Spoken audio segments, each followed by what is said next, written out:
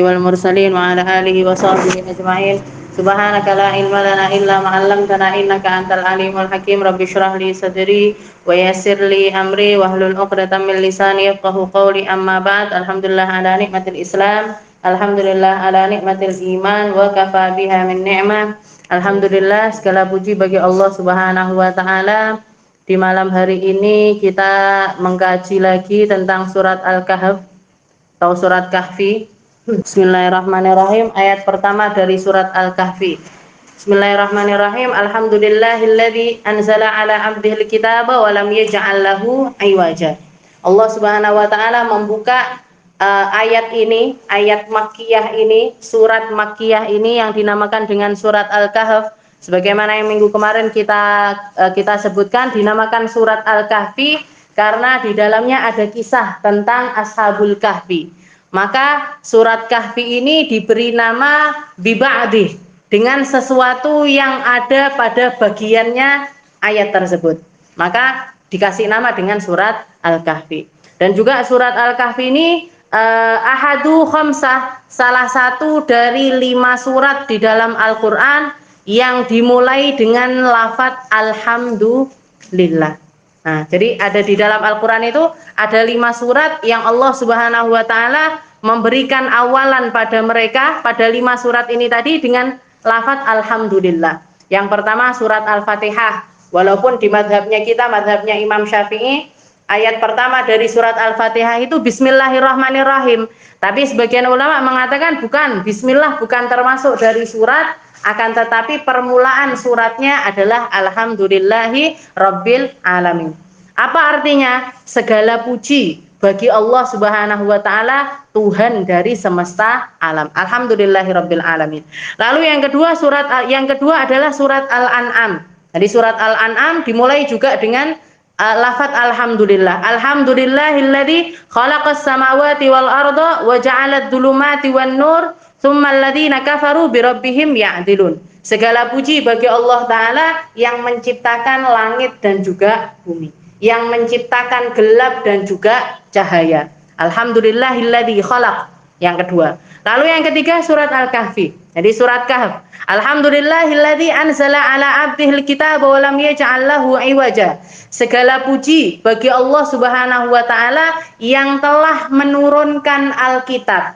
Yang telah menurunkan Alkitab yaitu Al-Qur'an ala 'abdihi, kepada hambanya. Wa lam yaj'al lahu iwaja. Dan ayat ini atau Al-Quran ini, Alkitab yang diturunkan oleh Allah Ta'ala ini sama sekali tidak ada iwaj di dalamnya, tidak ada tidak ada kebengkokan sama sekali. Tidak bengkok dari segi hurufnya, tidak bengkok dari segi tatanannya, tidak bengkok dari segi maknanya. Tidak ada satu makna dengan makna yang lainnya di dalam Al-Quran yang saling berhadap-hadapan atau saling bertentang-tentangan, itu tidak ada sama sekali. Alhamdulillahilladzi anzala ala 'abdil kitaba wa lam yaj'al lahu iwaja. Itu surat yang ketiga, surat Al-Kahf. Surat yang keempat adalah surat Fatir. Surat keempat adalah surat Fatir. Alhamdulillahi fatirus samawati wal ard ja'ilul malaikati rusulan uli ajnihatin. Jadi segala puji bagi Allah taala fatirus samawati wal ard. Yang Fatir itu artinya yang merawat semua yang ada di alam semesta ini, yang di langit maupun yang di bumi. Dan yang terakhir adalah alhamdulillahillahu ma fis samawati wa ma fil ardi walahul hamd. Jadi segala puji bagi Allah taala yang sang pemilik semua yang ada di langit dan juga yang ada di bumi. Jadi alhamdulillah. Ini 5 surat di dalam Al-Quran yang dimulai dengan alhamdu atau pujian kepada Allah Subhanahu wa ta'ala. Dan kalau kita lihat lafadz alhamdulillah ini, ya, lafadz alhamdulillah itu sesuatu yang ada di akhir atau sesuatu yang mesti menjadi puncak dari sesuatu. Oke. Fatir, surat Saba, Al-An'am, Al-Fatihah ya. Al-Fatihah, terus Al-An'am, Al-Kahf, Fatir, Saba. Al-An'am. Jadi lima surat di dalam Al-Quran yang dimulai dengan alhamdu, pujian kepada Allah Subhanahu wa Ta'ala. Tapi yang namanya hamdalah di sini, yang dimaksud dengan alhamdulillah itu bukan cuma sekedar kita terima kasih atau bukan sekedar kita memuji saja kepada Allah Subhanahu wa Ta'ala, tapi alhamdulillah itu adalah ucapan lisana'il kamil ma'at ta'dimi wal ijlal, untuk sebagai ungkapan pujian yang sempurna berbarengan dengan al-ijlal, berbarengan dengan rasa memuliakan kepada sesuatu tersebut.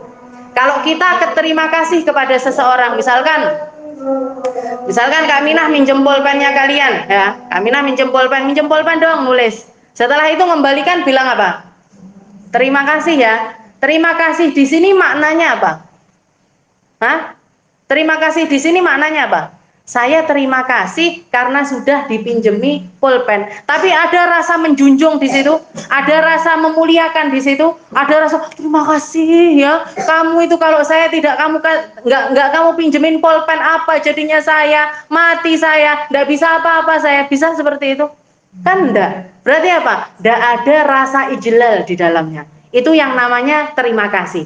Tapi kalau hamdalah atau ucapan alhamdulillah, itu kita berterima kasih terhadap sesuatu yang memang bukan cuma sekedar terima kasih saja, tapi sambil menjunjung tinggi junjungan tersebut.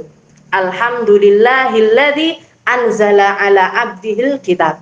Ya Allah, segala puji bagi Engkau yang telah menurunkan Alkitab bagi saya, yang telah menjadikan saya ini masuk di dalam golongannya umat yang dituruni Al-Quran, umat yang membaca Al-Quran, umat yang mentadaruskan Al-Quran, umat yang mempelajari Al-Quran, umat yang berkecimpung dengan segala sesuatu yang berkaitan dengan Al-Quran. Apa jadinya saya kalau Al-Quran itu tidak diturunkan?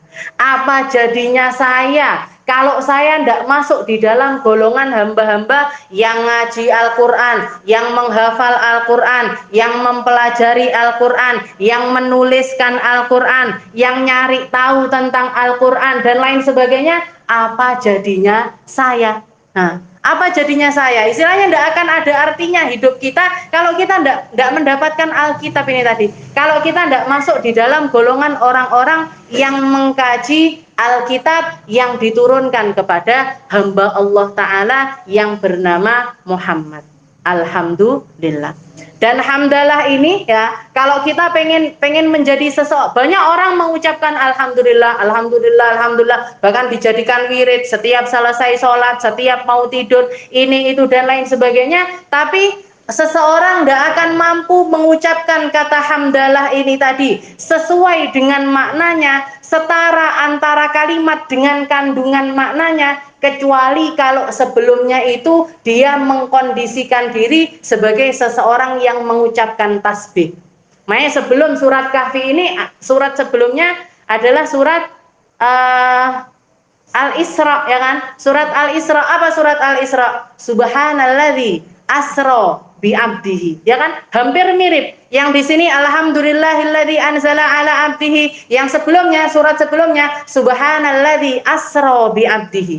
Maha suci Allah yang telah memperjalankan hambanya di malam hari. Berarti dan selalu tasbih itu selalu mendahului tahmid, ya kan? Subhanallah walhamdulillah, ya kan? Kita baca subhanallah, subhanallah, subhanallah, baru setelah itu alhamdulillah, alhamdulillah, alhamdulillah. Kenapa kok seperti itu? Seseorang tidak akan mampu menjadi orang yang mengucapkan alhamdulillah kalau dia tidak mampu bertasbih. Kalau dia bukan menjadi seseorang yang mampu mensucikan namanya Allah, meninggikan namanya Allah, mengerti maknanya Allah yang maha suci, tanpa celah, tanpa kekurangan, yang memiliki segala sesuatu, yang menciptakan segala sesuatu, yang merawat segala sesuatu, bahkan tidak ada satu daun pun yang jatuh di atas muka bumi ini kecuali karena Allah menghendaki hal tersebut. Kita tidak akan nuliskan pulpen-pulpen kita kecuali Allah mengkehendaki kita untuk menuliskan hal tersebut. Kita tidak akan diizinkan duduk di tempat ini kecuali Allah Ta'ala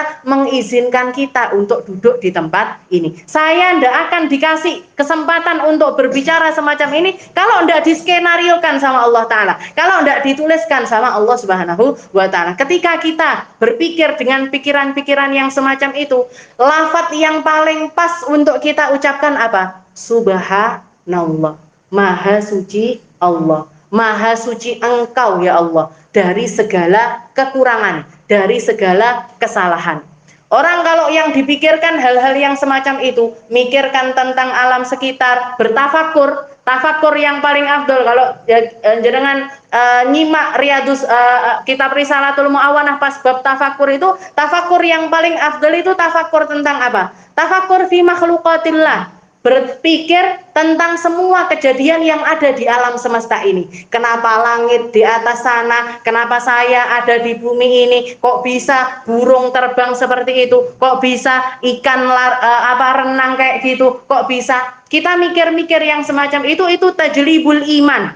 Itu sama saja kayak kita itu mupui keimanan kita. Sama saja kayak kita itu menancapkan keimanan kita itu semakin dalam dan semakin dalam, semakin yakin dan semakin yakin. Ketika seseorang sudah mendapatkan rasa dari yang namanya lafaz subhanallah, subhanallah. Jadi baca subhanallah enggak subhanallah, subhanallah, subhanallah, subhanallah. Enggak cuma di lisan saja, tapi mulai dari dalam hati. Ya Allah, Maha suci Engkau yang menciptakan diriku. Maha suci Engkau yang menciptakan anak-anakku. Maha suci Engkau yang menciptakan kami berpasang-pasangan. Maha suci Engkau yang menciptakan kami, menciptakan ini, menciptakan. Yang keluar adalah lafaz subhanallah. Orang kalau sadar dengan semua kenikmatan yang ada, yang diberikan oleh Allah Ta'ala kepada kita, keluar lafaz lain lagi, yaitu yang namanya alhamdulillah. Alhamdulillah akhirnya. Alhamdulillah saya dikasih kesempatan hidup. Alhamdulillah saya hidup di lingkungannya orang muslim. Alhamdulillah saya dapat ilmu. Alhamdulillah saya bisa sholat. Alhamdulillah tok isinya akhirnya. Itu orang yang bisa mengerti yang namanya nikmat baru bisa mensyukurinya. Orang kalau sadar dengan suatu kenikmatan baru dia bisa bersyukur atas nikmat tersebut.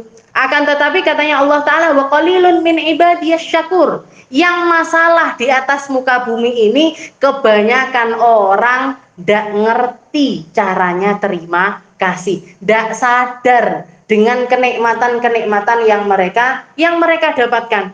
Istilahnya kenikmatan itu apa sih? Kalau kita ditanya nikmat itu apa sih? Apa nikmat itu? Hah? Apa nikmat itu? Hah?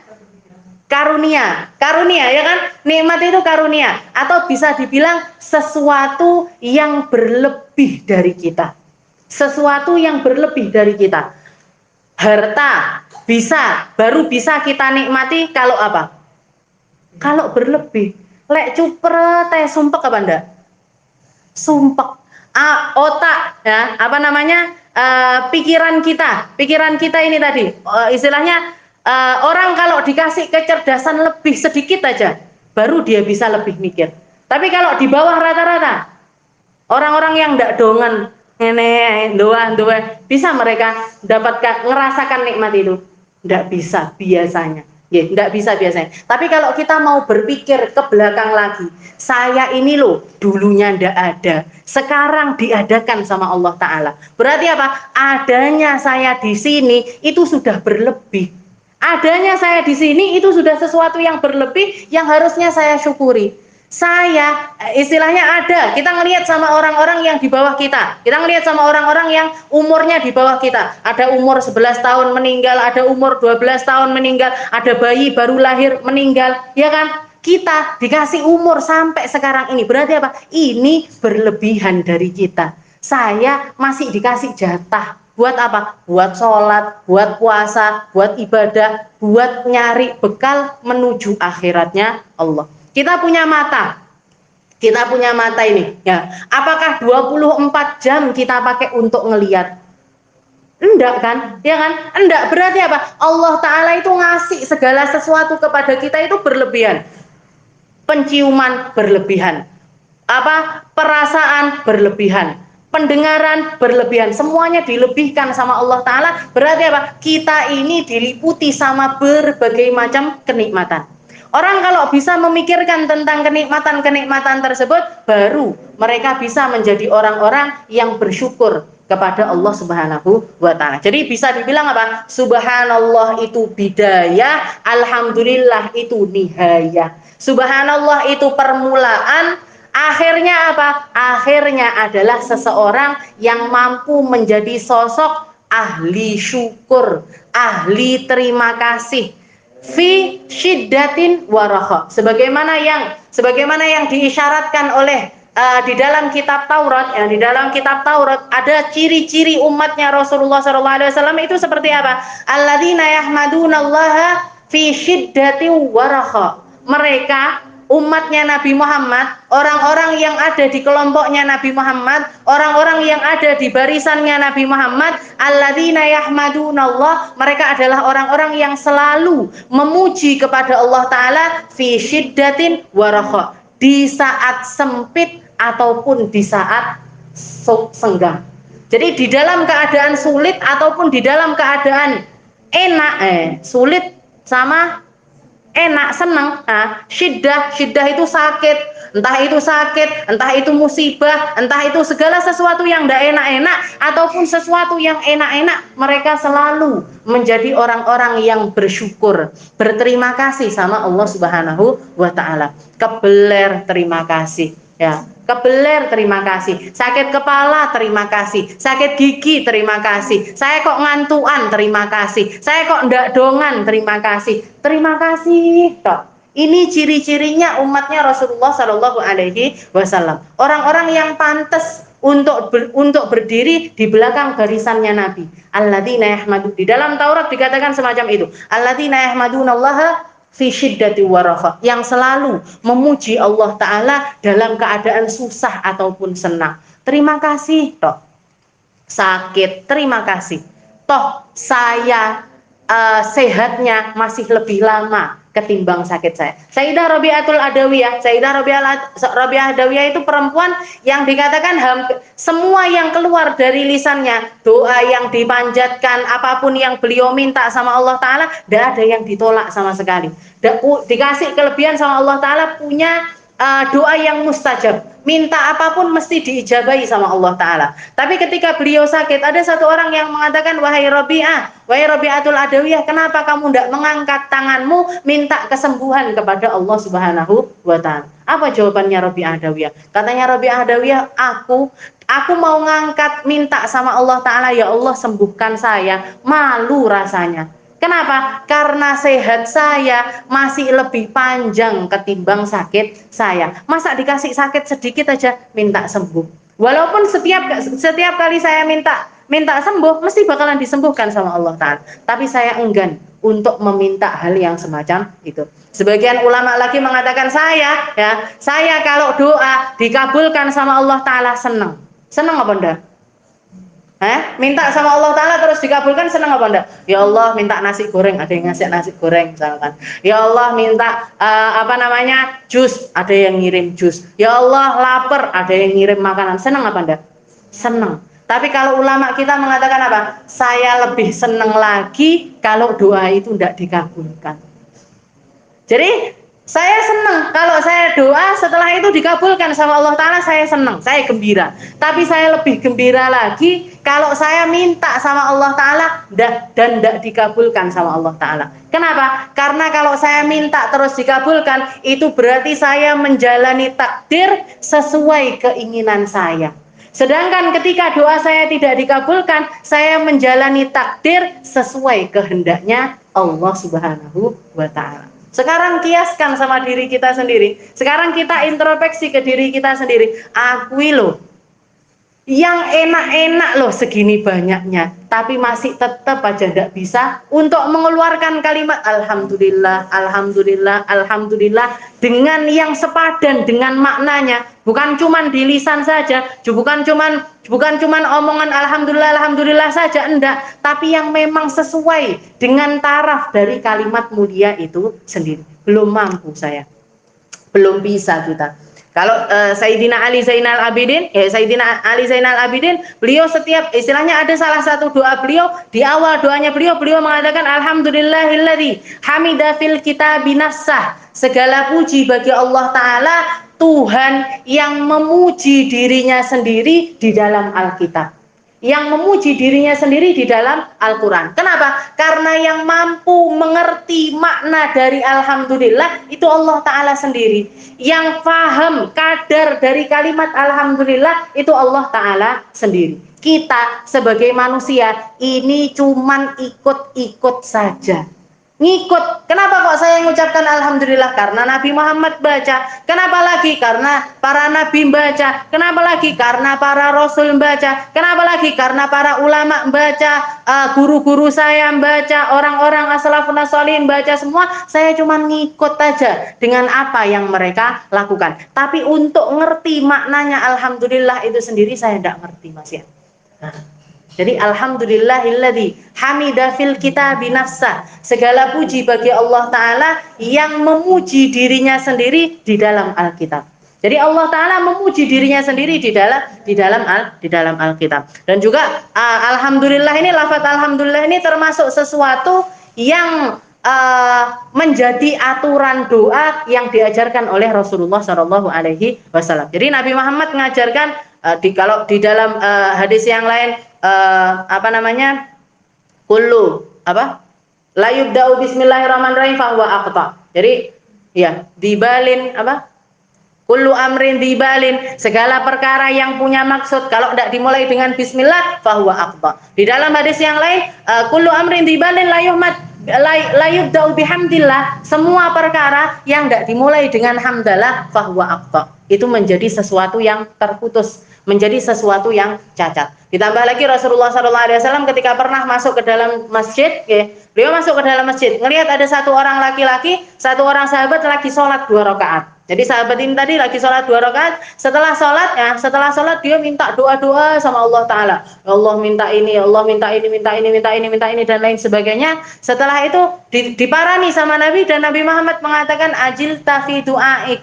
Kamu itu doa, tapi doamu itu terburu-buru.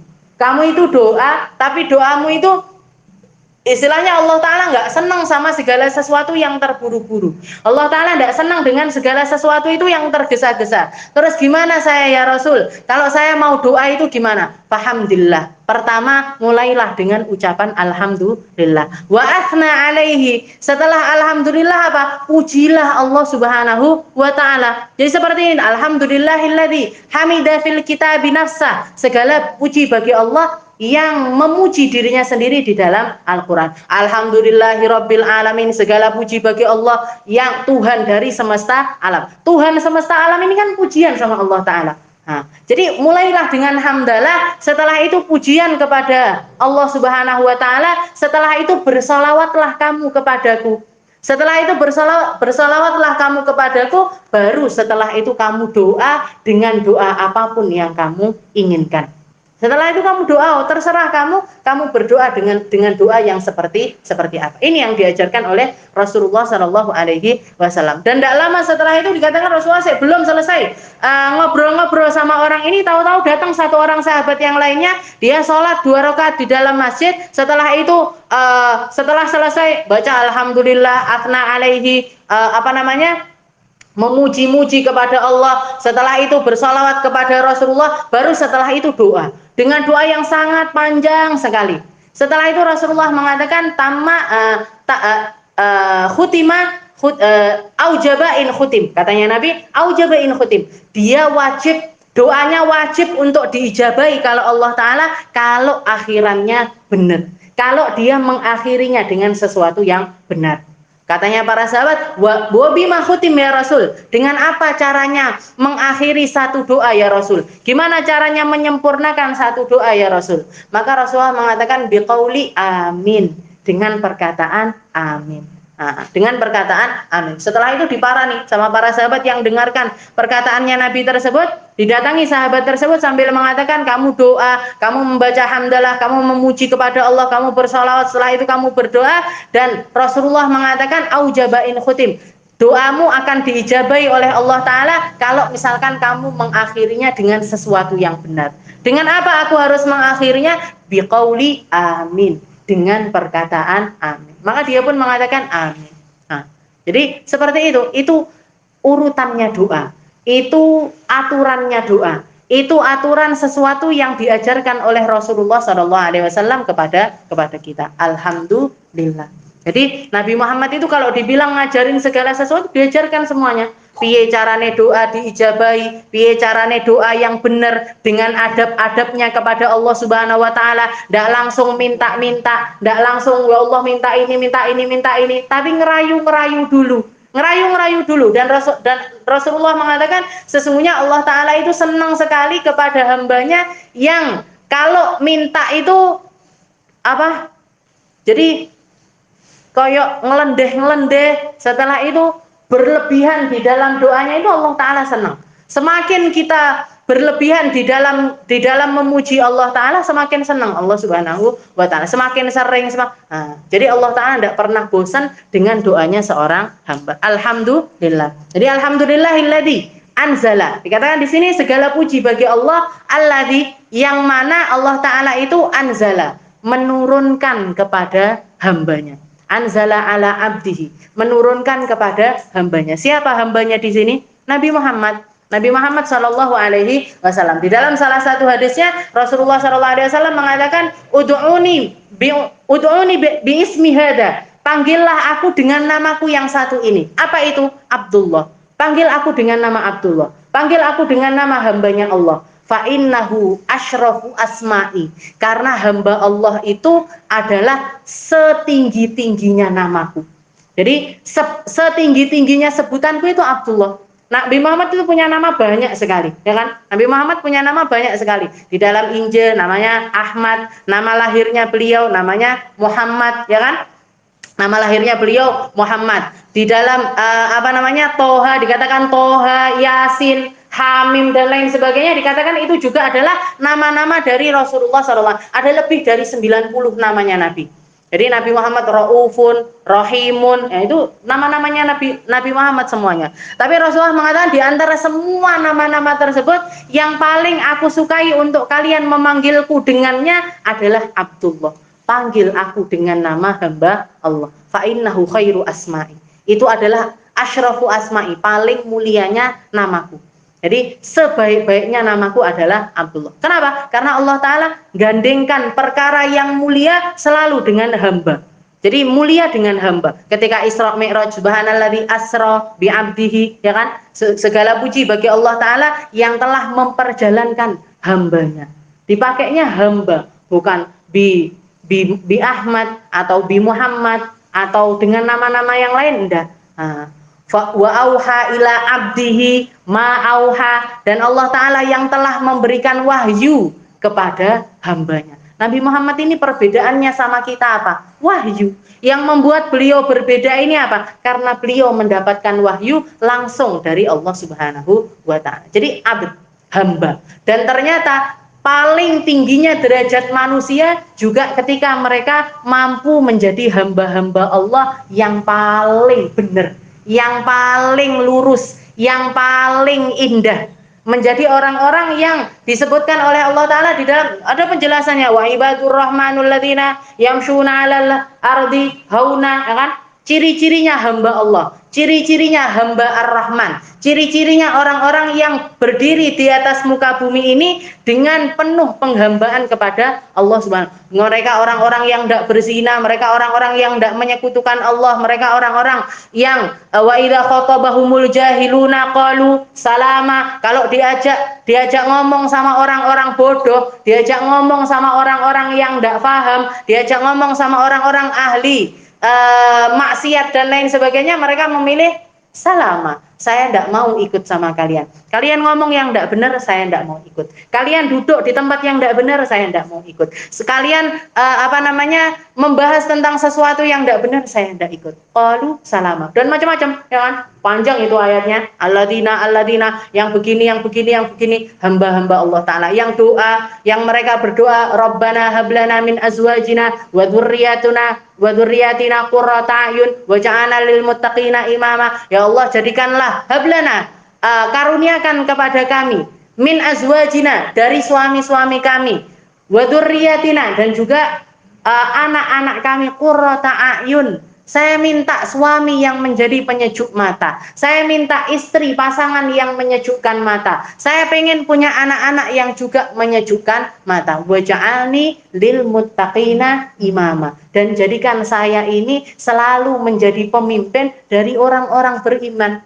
Pemimpin pengajian, pemimpin yasinan, pemimpin tahlilan. Ini hamba-hamba Allah Subhanahu wa Ta'ala. Alladzi anzala ala abdihi. Apa yang diturunkan kepada nabinya, kepada hambanya? Alkitab, Al-Quranul Karim. Jadi termasuk nikmat terbesar yang dikaruniakan oleh Allah Ta'ala kepada kita adalah adanya Al-Quran.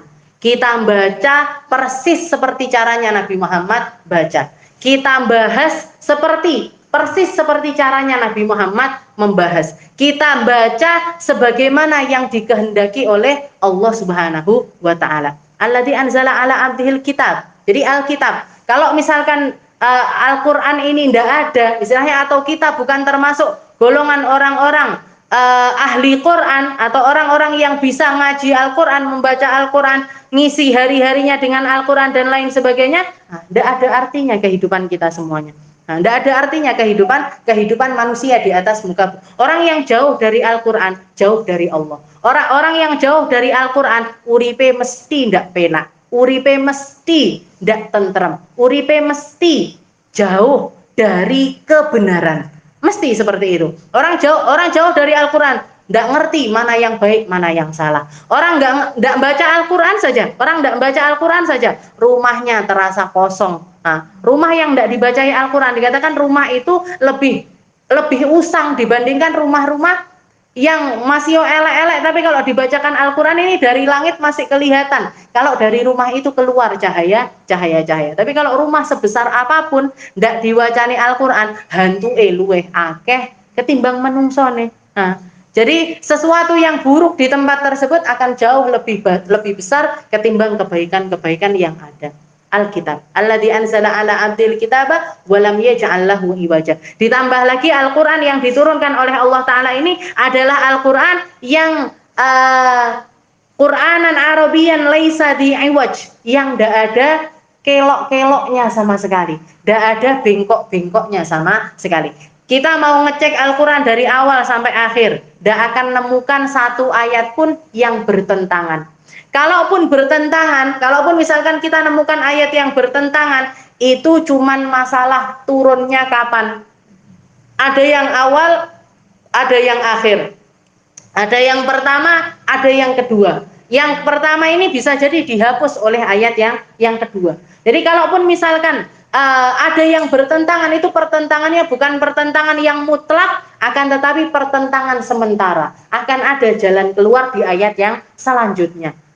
Jadi lam yaj'al lahu iwaja qayyiman. Setelah itu Allah Ta'ala mengatakan ayat ini, Al-Quran ini adalah sesuatu yang qayyim, yang mustaqim, yang lurus. Jadi dua kali Allah Ta'ala mengekspresikan istilahnya haliyahnya, hal dari Al-Quran atau keadaan dari Al-Quran itu sendiri. Pertama, ghairu dhi'iwaj, tidak ada bengkoknya sama sekali. Berarti kalau tidak bengkok apa? Ya lurus, ya kan? Padahal lurus sama tidak bengkok ini kan satu kata, ya kan? Tidak bengkok sama lurus itu satu kata. Tapi kenapa kok Allah Ta'ala menyebutkannya dua kali? Untuk mentakkidkan. Ini loh Al-Quran yang tidak ada perbedaan sama sekali. Perbedaan huruf tidak ada, perbedaan kata-kata tidak ada, perbedaan makna tidak ada. Kalian tidak akan menemukan keraguan sama sekali ketika kalian membaca Al-Quran. Satu cerita dengan cerita yang lain sama. Ceritanya Nabi Adam di surat Al-Baqarah sama ceritanya Nabi Adam di surat Al-Maidah podo. Ceritanya Nabi ini dengan Nabi ini di surat ini sama. cerita dan lain sebagainya, semuanya semakna, walaupun kadang-kadang pakai lafaz-lafaz yang berbeda, tapi semuanya satu makna. Tidak ada yang bertentangan sama sekali. Tidak ada yang direndahkan, tidak ada yang ditinggikan. Di antara para nabi-nabi tersebut, Allah Ta'ala selalu meninggikan mereka. Orang-orang yang mulia selalu dimuliakan, orang-orang yang hina selalu dihinakan. Orang-orang ahli surga nampak secara jelas. Ini loh orang-orang ahli surga. Orang-orang ahli neraka nampak juga secara jelas. Qayyiman. Untuk apa? Kenapa kok dijadikan lurus oleh Allah Ta'ala? Liyunzira ba'san syadidan. Untuk ngasih peringatan, ya, untuk memberikan peringatan ba'san syadidan, dengan pembalasan yang sangat dahsyat sekali, min ladunhu, dari sisi Allah Subhanahu wa taala, wa yubashsyiral mu'minina alladzina ya'maluna shalihati anna lahum ajran hasanah. Jadi dua fungsinya Al-Qur'an.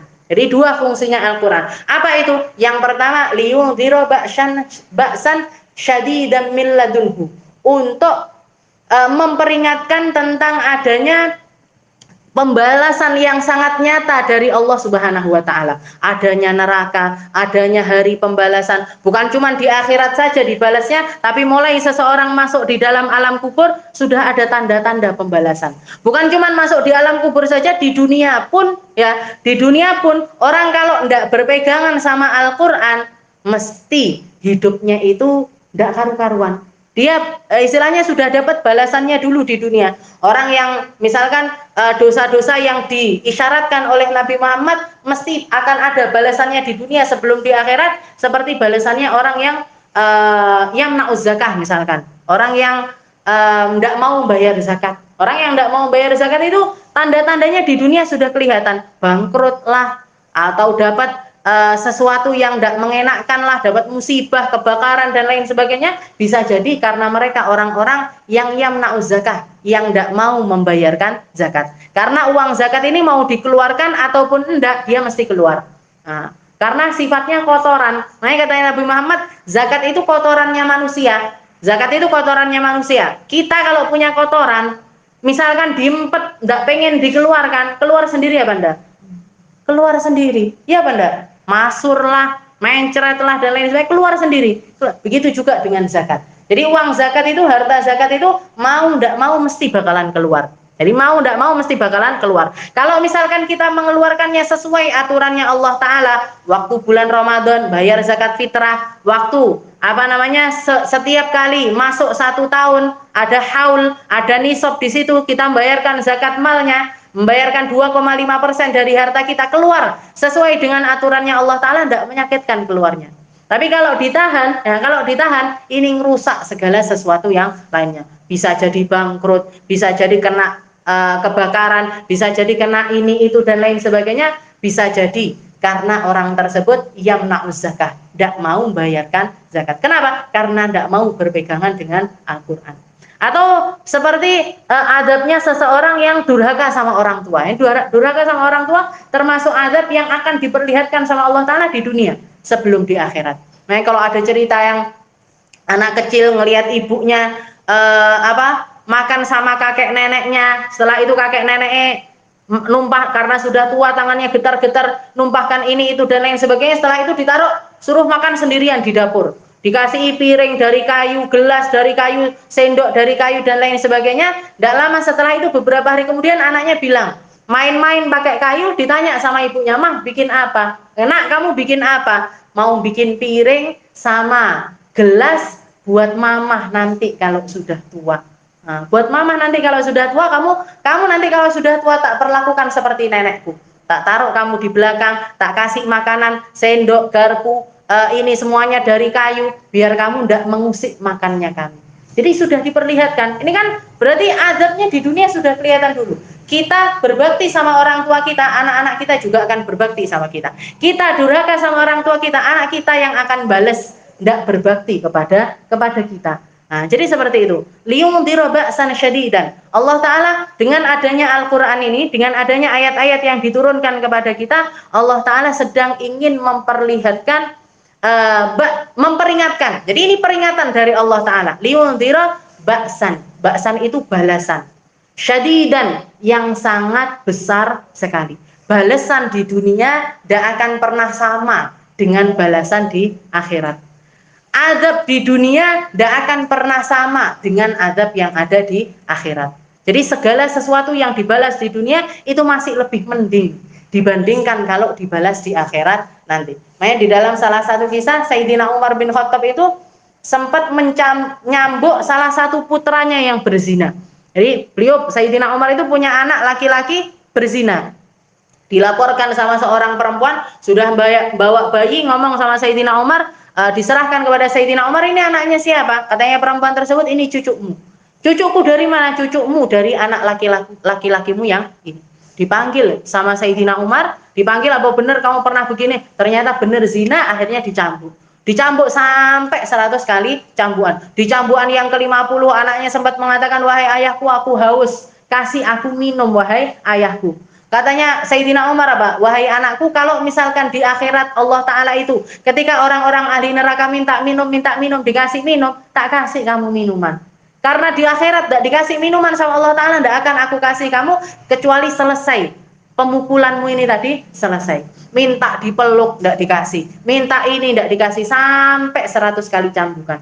Ternyata sampai 100 kali cambukan anaknya Sayyidina Umar dicambukan yang ke-99 mati, menghembuskan nafasnya yang terakhir. Tapi ketika selesai, istilahnya setelah beberapa hari kemudian, salah satu sahabatnya Nabi, ada yang mimpi ketemu sama putranya Sayyidina Umar sambil mengatakan, baligh salami ila abi, sampaikan salamku kepada ayahku, tahharahullah kama tahharani fid dunya, semoga Allah Ta'ala mensucikannya sebagaimana dia telah mensucikan saya di dunia. Saya disucikan dari azabnya zina di dunia.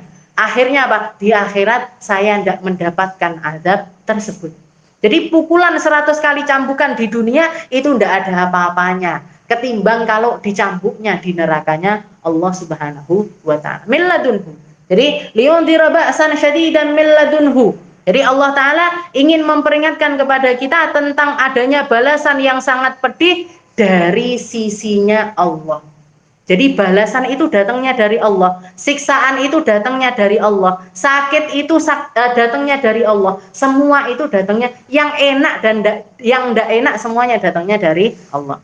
Tapi selain untuk peringatan juga apa? Wa yubashshiral mu'minina alladzina ya'maluna sholihati anna lahum ajran hasanah. Dan juga memberikan kabar gembira bagi orang-orang yang beriman. Orang-orang yang beriman, alladzina ya'maluna shalihat, dan mereka beramal dengan amaliyah yang shalihah, annalahum ajran hasanah. Bahwasanya mereka akan mendapatkan pahala yang sangat besar dari Allah Subhanahu wa Ta'ala. Ajran hasanah, pahala yang indah, pahala yang bagus, pahala yang baik dari sisi. Tapi mesti gandeng ini. Beriman tok tidak cukup. Orang beriman tok tapi tidak beramal soleh, tidak cukup. Orang beramal soleh tok tapi tidak beriman, tidak bisa juga. Jadi ada kan orang yang beriman tok. Orang seperti apa? Orang beriman. Kamu agamamu apa? Islam. Percaya tidak sama neraka? Percaya. Percaya surga? Percaya. Tapi sholat tidak kamu? Enggak. Puasa tidak kamu? Enggak. Zakat tidak kamu? Enggak. Nah, beriman tok dia, tapi tidak beramal soleh. Bisa tidak mendapatkan ajrun hasanah? Bisa tidak dapat pahala yang indah di sisi Allah? Tidak bisa. Nah, yang beramal soleh tok tapi tidak beriman juga tidak bisa. Nah, sebaik apapun orang non muslim, sebaik apapun akhlaknya mereka, tutur katanya mereka, amaliyah mereka, sedekahnya mereka dan lain sebagainya, tapi kalau mereka tidak beriman kepada Allah Ta'ala, mereka juga tidak akan mendapatkan yang namanya ajron hasanah, pahala yang indah di sisi Allah Subhanahu wa Ta'ala. Makithina fihi abada. Dan tempat istilahnya yang dijanjikan azab yang pedih, keindahan yang nyata, pahala-pahala yang nyata dan lain sebagainya, itu didapatnya di mana? Makithina fihi abada. Di hari kiamat yang mereka akan menetapinya selama-lamanya. Di hari kiamat yang mereka akan menetapinya selama-lamanya. Wa yudhirul ladzina qalu ittakhadallahu walada. Nah, dan ini dikatakan para ulama mengatakan karena adanya ayat ini. Kenapa kok 5 atau 10 ayat pertama di dalam surat Al-Kahfi ini menjadi pelindung dari seseorang dari fitnahnya Dajjal, dari fitnah terbesar di alam semesta ini, yaitu fitnahnya Dajjal. Karena ada ayat ini. Wa yundziral ladzina qalu ittakhadallahu walada, dan Allah taala juga mewanti-wanti, ya, mewanti-wanti ataupun apa? Wa yundzira tadi istilahnya ngasih ancaman, ya, memberi ancaman, alladzina qalu ittakhadallahu walada, bagi orang-orang yang menjadikan kepada Allah taala itu sekutu-sekutu. Jadi orang yang menduakan Allah. Menduakan Allah dengan apa? Dengan hamba yang lainnya, dengan hamba Allah yang lainnya, dengan menyetarakan, jadi nganggap ada Tuhan selain Allah, nganggap ada sesembahan selain Allah, nganggap ada sesuatu yang patut untuk diidolakan, dijunjung-junjung, dimulia-muliakan seperti Allah Subhanahu wa taala. Wa yudhirul ladzina qalu ittakhadallahu walada. Allah taala ngasih peringatan kepada orang-orang yang menjadikan bagi Allah taala itu anak atau sekutu atau sesuatu yang setara, memuji selain Allah, memuliakan selain Allah, nyari tempat untuk berdoa kepada selain Allah, nyari tempat untuk nyembah kepada selain Allah, menghamba kepada selain Allah Subhanahu wa taala. Ada apa enggak? Ada, banyak sekali. Orang yang mayoritas hidupnya untuk kerjaannya, berarti dia hamba pekerjaan. Orang yang mayoritas hidupnya untuk kemalasan, berarti dia hamba kemalasan. Orang yang mayoritas waktunya untuk harta, dia hamba harta. Orang yang mayoritas waktunya untuk syahwat, untuk kesenangan-kesenangan, dia hamba syahwatnya sendiri. Orang yang mayoritas waktunya untuk dirinya sendiri, yang diopeni wajahnya, tangannya, kulitnya, berarti dia apa? Hamba untuk dirinya sendiri.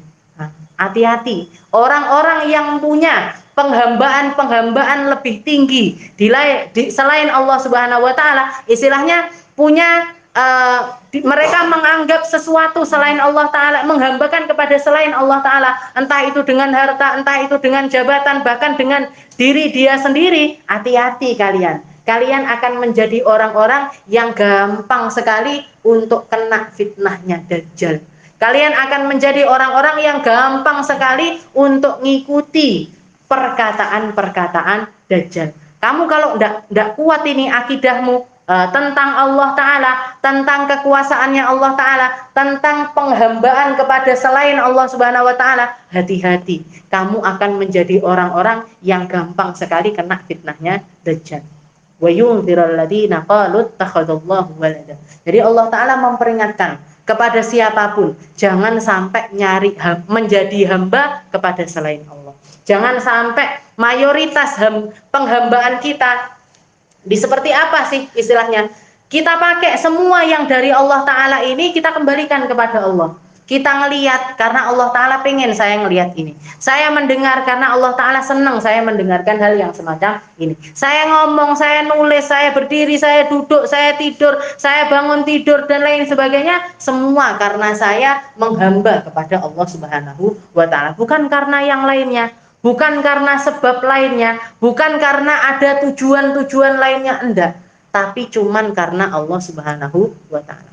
Wa yundzirul ladzina qalu ittakhadallahu walada ma lahum bihi min ilmin wala li abaihim kaburat kalimatan takhruju min afwahihim yaquluna illa kadziba. Dikatakan ma lahum bihi min ilm, dan orang-orang yang mengatakan semacam itu, orang-orang yang narik kamu untuk menghamba kepada selain Allah, orang-orang yang narik kamu untuk nyari Tuhan kepada selain Allah, mengidola-idolakan selain Allah, istilahnya nyari sesembahan kepada selain Allah dan lain sebagainya, malahum bihi min ilm. Mereka itu orang-orang yang enggak ngerti. Mereka itu loh sama diri mereka sendiri aja loh enggak ngerti.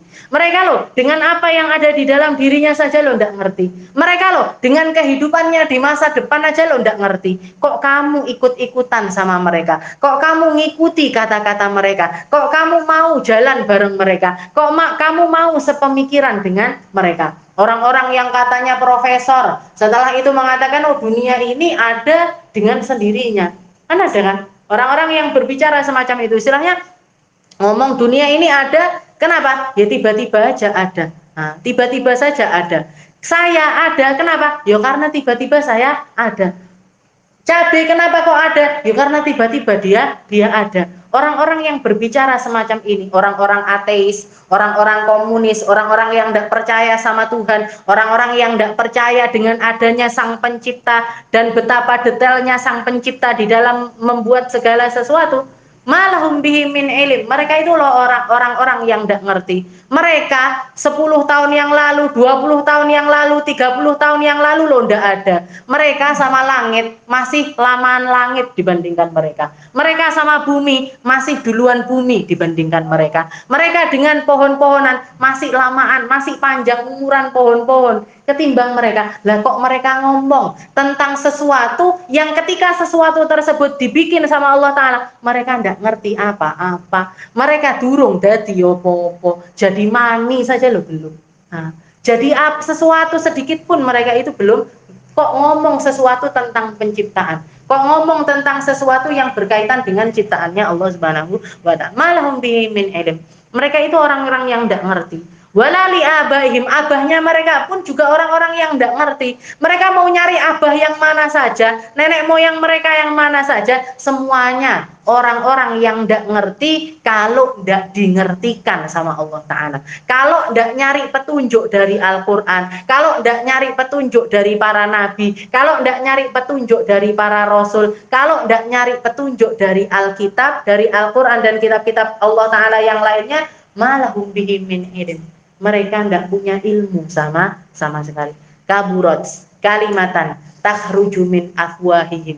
Dan kata-kata yang semacam itu, ngungkit-ngungkit tentang ciptaannya Allah Ta'ala, ngaku menduakan Allah Ta'ala, kata-kata yang semacam itu merupakan kata-kata yang kaburat, yang dosanya sangat besar sekali di sisi Allah Ta'ala. Takhruju min afwahim, yang keluar dari mulut-mulut mereka, iyaquluna illa kadiba. Ditambah lagi perkataan-perkataan itu semuanya adalah perkataan-perkataan yang bohong.